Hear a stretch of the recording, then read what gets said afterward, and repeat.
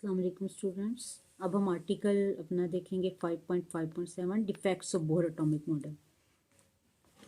Bohr atomic model की जहाँ पे बहुत सारे अच्छे फीचर्स हैं वहाँ पे वो कुछ चीज़ों को एक्सप्लेन नहीं भी कर सका था।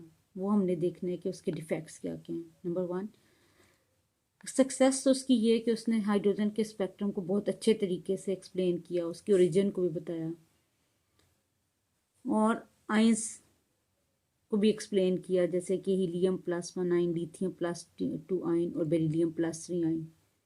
लेकिन ये सारे के सारे वन इलेक्ट्रॉन सिस्टम है। हीलियम का +1 आयन, लिथियम का +2 आयन और बेरिलियम का +3 आयन। बोहर्स का मॉडल किसी भी मल्टी का मतलब होता है ज़्यादा इलेक्ट्रॉन वाला, पॉली इलेक्ट्रॉन का भी यही मतलब बनता है। हीलियम का एटम, लिथियम और बेरिलियम। हीलियम के एटम में 2 इलेक्ट्रॉन होते हैं, लिथियम में 3 होते हैं, बेरिलियम में 4 होते हैं। लेकिन जब ये आयन फॉर्म कर लेते हैं, helium +1 ion, lithium +2 ion, beryllium +3 ion, तो ये लॉस ऑफ इलेक्ट्रॉन के बाद फॉर्म होते हैं। हीलियम में 2 इलेक्ट्रॉन होते हैं, एक इलेक्ट्रॉन के लॉस के बाद वो +1 चार्ज कैरी कर लेता है।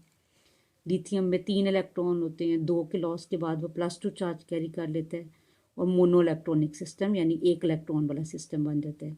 बेरिलियम में 4 इलेक्ट्रॉन होते हैं, 3 को लूज़ करने के बाद वो +3 वाला मोनो या 1 इलेक्ट्रॉन सिस्टम बन जाता है। बोहर मॉडल स्पेक्ट्रम्स या ओरिजिन ऑफ स्पेक्ट्रम सिर्फ 1 इलेक्ट्रॉन सिस्टम्स को तो एक्सप्लेन कर लेता है, लेकिन पॉली इलेक्ट्रॉनिक सिस्टम या मल्टी इलेक्ट्रॉनिक सिस्टम जैसे कि हीलियम का एटम, देखें मिक्स मत कीजिएगा, हीलियम और चीज़ है और हीलियम का आयन और चीज़ है। हीलियम 2 इलेक्ट्रॉन वाला सिस्टम है, हीलियम आयन 1 वाला। लिथियम 3 इलेक्ट्रॉन वाला सिस्टम है, लेकिन लिथियम का +2 आयन 1 इलेक्ट्रॉन वाला सिस्टम है। बेरिलियम के अंदर 4 इलेक्ट्रॉन होते हैं, मगर बेरिलियम +3 1 इलेक्ट्रॉन वाला सिस्टम है।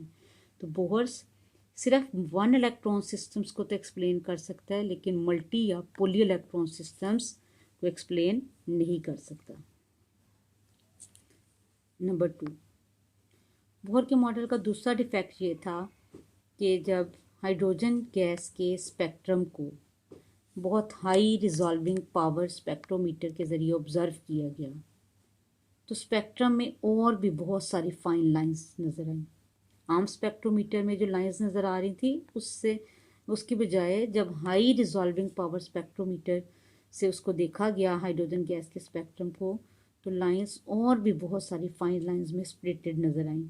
फॉर एग्ज़ाम्पल बाल्मर सीरीज़ की पहली लाइन जिसको अल्फ़ा लाइन बोला जाता है, अगर आम स्पेक्ट्रोमीटर में देखा जाता तो वो एक नज़र आती, मगर हाई रिजॉल्विंग पावर स्पेक्ट्रोमीटर में वो फर्दर 5 कंपोनेंट लाइंस में डिवाइड हुई हुई नज़र आई।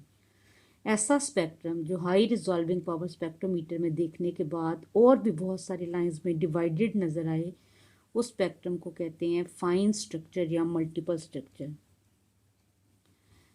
जब इतनी ज़्यादा लाइंस अपीयर हुई स्पेक्ट्रम में, तो उससे क्या सजेस्ट किया गया कि खाली एक क्वांटम नंबर n सफिशेंट या काफ़ी नहीं है स्पेक्ट्रल लाइंस को एक्सप्लेन करने के लिए।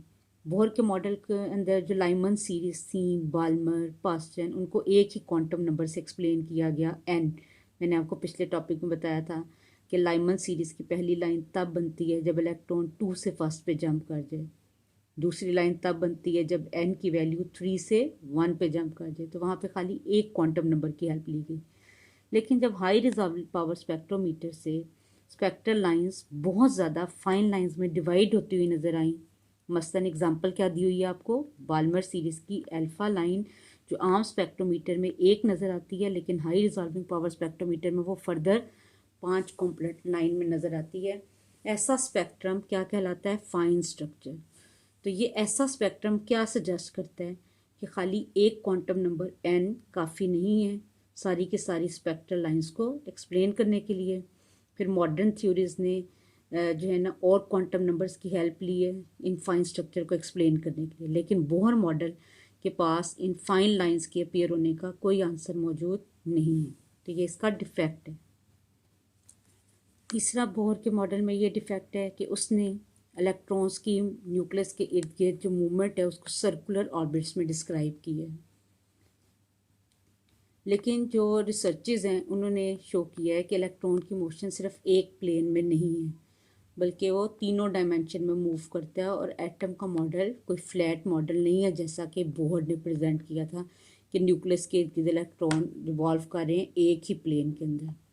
मॉडर्न थ्योरीज ये सजेस्ट करती हैं कि न्यूक्लियस के इर्द गिर्द इलेक्ट्रॉन स्पेस के तीनों dimension along X axis, along Y axis और जेड एक्सिस, तीनों एक्सिस में मूव कर रहा है। और एटम का मॉडल बोहर ने जो प्रेजेंट किया था वो फ्लैट मॉडल था, लेकिन मॉडर्न थ्योरीज ये कहती हैं कि इलेक्ट्रॉन की न्यूक्लियस के इर्द गिर्द मोशन 3 डायमेंशनल है। नंबर 4, चौथा डिफेक्ट बोहर के मॉडल में ये है कि जब हाइड्रोजन के एक्साइटेड एटम क्या होते हैं, वो हाइड्रोजन के एटम जिनको इतना हीट किया जाए कि वो अपने अंदर से लाइट, ब्लूइश लाइट इमिट करने लगे, जो मैंने आपको हाइड्रोजन स्पेक्ट्रम में बताया था कि जब हाइड्रोजन गैस के अंदर इलेक्ट्रिक करंट पास करो या उसको हीट कर दो, तो जब वो स्टेज पर पहुंच जाए कि वो अपने अंदर से ब्लूइश लाइट इमिट करने लगे, तो उस एटम को एक्साइटेड एटम ऑफ हाइड्रोजन कहते हैं। और एक्साइटेड एटम ऑफ हाइड्रोजन के जो ब्लूइश लाइट है, अगर हम उसको स्पेक्ट्रोमीटर में से गुजारें तो हम उसके एमिशन लाइन स्पेक्ट्रम को स्टडी कर सकते हैं। तो कहते हैं कि अगर हम हाइड्रोजन के एक्साइटेड एटम्स को लेने के बाद उसको हम प्लेस कर दें मैग्नेटिक फील्ड के अंदर, तो लाइंस तब भी हमें स्प्लिट होती हुई नज़र आती हैं। ऐसी स्प्लिटिंग जो लाइंस की है उसको हम कहते हैं जीमन इफेक्ट। अब आपने इसको कभी भी फाइन स्ट्रक्चर से मिक्स नहीं करना। जो फाइन स्ट्रक्चर आता है वो मैग्नेटिक फील्ड के अंदर नहीं आता, बल्कि तब आता है जब हम एक्साइटेड हाइड्रोजन एटम को हाई रिजॉल्विंग पावर यानी अच्छी एडवांस किस्म के स्पेक्ट्रोमीटर में से गुजारें। बोर के टाइम पे इतने एडवांस स्पेक्ट्रोमीटर नहीं थे, ये बाद में जब एडवांस स्पेक्ट्रोमीटर आए और उसमें एक्साइटेड हाइड्रोजन एटम के स्पेक्ट्रम में हर लाइन को और स्प्लिटेड देखा गया, तो वो जो स्पेक्ट्रम था वो फाइन स्पेक्ट्रम या मल्टीपल था। जीमन इफेक्ट और चीज़ है, जब एक्साइटेड हाइड्रोजन के एटम्स को मैग्नेटिक फील्ड में रखो, अब यहाँ पे उन्होंने ये नहीं कहा कि हाई रिजॉल्विंग पावर स्पेक्ट्रोमीटर में रखो, मैग्नेटिक फील्ड में रखो, तो बहुत ज़्यादा लाइंस में उसका स्प्लिट हो जाना कहलाता है जीमन इफेक्ट। और if the source which is producing the sodium spectrum is place in weak magnetic field, it causes the splitting of 2 lines of sodium into component line. यहाँ पे एग्जांपल आपको दी हुई है सोडियम के स्पेक्ट्रम में कि नॉर्मली उसके अंदर सिर्फ 2 येलो लाइंस होती हैं, लेकिन अगर हम उसके एक्साइटेड एटम्स को वीक मैग्नेटिक फील्ड में रख दें तो वो 2 लाइंस नहीं बल्कि और कॉम्पोनेंट लाइंस में, फाइन लाइंस में डिवाइडेड नज़र आएंगी। इसी तरह जो है इस इफेक्ट को भी हम जीमन इफेक्ट कहेंगे। इसी तरह क्या है कि जब एक्साइटेड हाइड्रोजन एटम को इलेक्ट्रिक फील्ड में रखा जाए तब भी वो स्प्लिट होता है। तो इलेक्ट्रिक फील्ड, मैग्नेटिक फील्ड की बजाय इलेक्ट्रिक फील्ड में जो स्प्लिटिंग नज़र आती है उस इफेक्ट को कहते हैं स्टार्क इफेक्ट। बोहर के मॉडल में ना तो जीमन इफेक्ट को एक्सप्लेन किया गया ना स्टार्क इफेक्ट को। तो ये इसका चौथा और लास्ट इफेक्ट है। उसके बाद 1915 में समरफोल्ड एक साइंटिस्ट था जिसने इलेक्ट्रॉन की मूवमेंट को न्यूक्लियस के इर्द गिर्द एक्सप्लेन किया। उसने कहा कि electron in addition to circular orbit, elliptic orbit as well, कि इलेक्ट्रॉन्स जो होते हैं वो न्यूक्लियस के इर्द गिर्द ज़रूरी नहीं है खाली सर्कुलर ऑर्बिट्स में मूव कर रहे हैं, बल्कि वो इलिप्टिकल पाथ्स में भी मूव कर सकते हैं। और ज़रूरी नहीं है कि हमेशा न्यूक्लियस जो है सेंटर में ही हो, वो एलिप्टिकल पाथ के एक एज, फोसाई कहते हैं एक एज पर, एलिप्टिकल पाथ के, एलिप्टिकल कहते हैं एलोंगेटेड से पाथ को, तो ज़रूरी नहीं है वो सर्कुलर पाथ में मूव करे, वो एलिप्टिकल पाथ में भी मूव कर सकता है। और ज़रूरी नहीं है न्यूक्लियस हमेशा दरमियान में रहे, वो उसके किसी एक एज पे भी मूवमेंट के दौरान लाए कर सकते हैं। उसके बाद जो 2021 में जो केमिस्ट्री का पेपर होगा अकॉर्डिंग टू स्मार्ट सिलेबस, उसमें 5.6 article X rays and atomic number included नहीं है, इसलिए हम इसको भी फ़िलहाल ड्रॉप कर देंगे। आर्टिकल नंबर 5.7 है wave particle nature of metal, dual nature of metal. तो Planck's quantum theory of radiation आई थी तो उसने ये एक्सप्लेन किया था कि लाइट की डुअल करैक्टर है। इससे पहले ये समझा जाता था लाइट सिर्फ वेव की तरह ट्रैवल करती है, लेकिन प्लैंक्स क्वांटम थ्योरी ने एक्सप्लेन किया कि लाइट का डुअल करैक्टर है, वो ना सिर्फ वेव लाइक बिहेव करती है बल्कि वो पार्टिकल लाइक भी है। तो यही आइडिया जो है डी ब्रोगलाइन ने लेके तमाम मटेरियल ऑब्जेक्ट्स के ऊपर अप्लाई किया। मटेरियल ऑब्जेक्ट्स क्या होती हैं? मैटर, हर वो चीज़ जिसका मैस हो, जिसकी जो स्पेस ऑक्यूपाई करे उसको मैटर कहते हैं। तो उसने कहा कि ज़रूरी नहीं है कि ये कंसेप्ट लाइट पर हम अप्लाई करें, बल्कि इस यूनिवर्स में जितने भी मटेरियल पार्टिकल है जिनका मैस है, जो अपना वॉल्यूम ऑक्यूपाई करते हैं, जिनकी वेलोसिटी है, जैसे इलेक्ट्रॉन है, प्रोटॉन है, न्यूट्रॉन है, एटम है, सब के अंदर जब वो मोशन में आते हैं तो उनके अंदर भी वेव लाइक करैक्टर होते हैं, और उन सब के अंदर भी डुअल प्रॉपर्टीज़ हैं। वो वेव लाइक भी बिहेव कर सकते हैं और पार्टिकल लाइक भी। तो ये जो कॉन्सेप्ट उसने अप्लाई किया था मैटर के ऊपर, इसको हम wave particle nature of matter या डुअल नेचर ऑफ मैटर भी कह सकते हैं, कि मैटर की नेचर डुअल होती है, वो पार्टिकल लाइक भी बिहेव कर सकती है, और जब मोशन में हो तो वेव लाइक भी, चाहे वो इलेक्ट्रॉन हो, प्रोटॉन हो, न्यूट्रॉन हो, एटम हो या मॉलिक्यूल। इससे पहले प्लैंक्स क्वांटम थ्योरी ने यही एक्सप्लेन किया था कि जो रेडिएशंस होती हैं, लाइट है जैसे, एक्स रेज हैं, ये डुअल नेचर पोजेस करती हैं। लेकिन यही कंसेप्ट जो है डी ब्रोगलाइन ने तमाम मटेरियल ऑब्जेक्ट्स के ऊपर अप्लाई करके कहा कि हर मटेरियल ऑब्जेक्ट डुअल प्रॉपर्टीज़ रखती है, चाहे वो इलेक्ट्रॉन हो, प्रोटॉन हो या न्यूट्रॉन हो। तो डी ब्रोगलाई के इस आइडिया को कि ज़रूरी नहीं है कि लाइट ही, बल्कि तमाम material objects like electron, proton, neutron, atom और molecule possess dual character is called as wave particle duality in matter. De Broglie ने एक इक्वेशन डिराइव की जिससे कि हम किसी भी इलेक्ट्रॉन, प्रोटॉन, न्यूट्रॉन जैसे पार्टिकल की वेवलेंथ को निकाल सकते हैं। आगे हम उसकी डेरिवेशन भी देखेंगे, लेकिन पहले जो उसका ने फार्मूला डिराइव किया था उसको देख लेते हैं। Wavelength is equal to h/m/v। ये जो लैम्डा साइन आपको नज़र आ रहा है, ये वेवलेंथ का है। इस लैम्डा को हम डी ब्रोगलाइज वेवलेंथ भी कह सकते हैं। एम मैस ऑफ पार्टिकल हो सकता है, चाहे वो इलेक्ट्रॉन हो, प्रोटॉन हो या न्यूट्रॉन, और v वेलोसिटी ऑफ इलेक्ट्रॉन है, h प्लैंक्स कांस्टेंट है। ये इक्वेशन हमें क्या कन्वे कर रही है कि जो वेवलेंथ है वो मोमेंटम मास और वेलोसिटी के प्रोडक्ट को कहते हैं, कि वेवलेंथ मास और वेलोसिटी के प्रोडक्ट या मोमेंटम के इन्वर्सली प्रोपोर्शनल है। डी ब्रोगलाई ने इस इक्वेशन को डिराइव कैसे किया था? अब प्लैंक्स इक्वेशन के according E is equal to h nu, और आइंस्टाइंस मैस एनर्जी रिलेशनशिप ये आपने 9th-10th में भी पढ़ा हुआ है, E is equal to mc² होता है। इन दोनों इक्वेशन की लेफ्ट हैंड साइड इक्वल है, इन दोनों को हम इक्वेट कर सकते हैं। H nu is equal to mc²। फिर न्यू की वैल्यू अभी मैंने आपको पिछले टॉपिक में भी पढ़ाई है, c/λ के इक्वल होती है।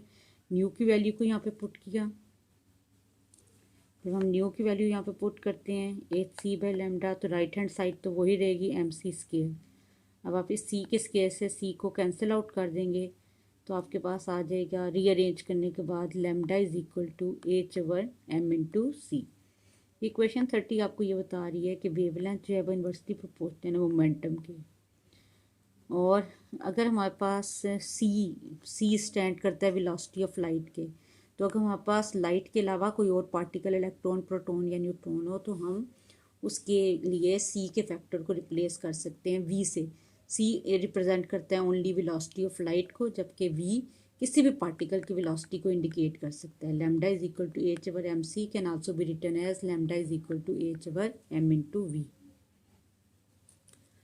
इक्वेशन 28 जो है इसमें आपको बताया हुआ है कि अगर आप एक इलेक्ट्रॉन है, उससे वो उसकी वेलोसिटी 2.188 इंटू 10⁻⁶ मीटर पर सेकेंड है, और वो फर्स्ट ऑर्बिट में मूव कर रहा हो, तो उसकी वेवलेंथ कैसे कैलकुलेट करेंगे? अब देखेंगे जो एच है वो तो है ही constant, 6.626 into 10⁻34 joule into second. Mass of electron भी कांस्टेंट होता है, 9.108 इंटू 10⁻31 kg। वेलोसिटी आपको दे दी गई है 2.188 इंटू 10⁻⁶ मीटर पर सेकेंड। तो अगर आप ये तमाम वैल्यूज़ कांस्टेंट की लगाने के बाद, वेलोसिटी के लगाने के बाद कैलकुलेट करें, तो आपके पास वेवलेंथ की वैल्यू 0.33 इंटू 10⁻⁹ मीटर आएगी। 10⁻⁹ मीटर क्या है, 1 नैनोमीटर के इक्वल होता है। तो आप 10⁻⁹ की बजाय, मीटर की बजाय 0.33 नैनोमीटर भी लिख सकते हैं। अगर हमारे पास एक प्रोटॉन हो और वो इलेक्ट्रॉन की वेलोसिटी के साथ ट्रैवल कर रहा हो, तो उसकी जो वेवलेंथ है वो इलेक्ट्रॉन के मुकाबले में 1836 टाइम्स स्मॉलर होगी। वजह क्या है? क्योंकि प्रोटॉन का मैस इलेक्ट्रॉन से 1836 टाइम ग्रेटर है, तो वेवलेंथ उसकी उतनी ही स्मॉल होगी। आखिर में आपको स्टोन की वेवलेंथ निकाल के बताया हुआ है, फर्स्ट करें आपके पास एक स्टोन है, उसका 1 ग्राम मैस है, जब आप उसको किलोग्राम में चेंज करेंगे तो वो 10⁻³ किलोग्राम आ जाएगा और उसकी वेलोसिटी 10 मीटर पर सेकंड है। प्लैंक्स कांस्टेंट वही रहेगा। लैम्डा जब हम उसकी कैलकुलेट करेंगे तो वैल्यू आ जाएगी 6.626 इंटू 10⁻30 मीटर। ये जो 10⁻30 का फैक्टर है वो ये इंडिकेट कर रहा है कि जो स्टोन है जिसका मैस 1 ग्राम है उसकी वेवलेंथ बहुत स्मॉल है, तो हम इतनी स्मॉल वेवलेंथ को मेजर नहीं कर सकते। इसी वजह से ये समझा जाता है कि शायद स्टोन या हैवियर ऑब्जेक्ट्स की वेवलेंथ नहीं होती, हालांकि ये कॉन्सेप्ट गलत है। उनकी वेवलेंथ बहुत ज़्यादा होती है और वो उनकी वेवलेंथ बहुत ज़्यादा स्मॉल होती है कि किसी भी डिटेक्टेबल मेथड से हम उसको डिटेक्ट नहीं कर सकते। तो ये कहना गलत होगा कि स्टोन या किसी हैवियर ऑब्जेक्ट की वेवलेंथ नहीं होती। तो इस यूनिवर्स में चाहे कोई चीज़ लाइटर है या हैवियर है, डी ब्रोगली की इक्वेशन ये प्रूव करती है कि उसकी वेवलेंथ मस्ट होगी, लेकिन जितना किसी चीज़ का मास कम होगा उसकी वेवलेंथ उतनी ही लार्ज होगी, और जितना जिसका मास ज़्यादा होगा, जैसे स्टोन है उसका खाली अगर 1 ग्राम भी मास होगा तो उसकी इतनी स्मॉल वेवलेंथ होगी कि हम उसको किसी डिटेक्टेबल मेथड से डिटेक्ट नहीं कर सकते। तो ये हमारा टॉपिक कंप्लीट हुआ, वेव पार्टिकल डुअलिटी इन मैटर।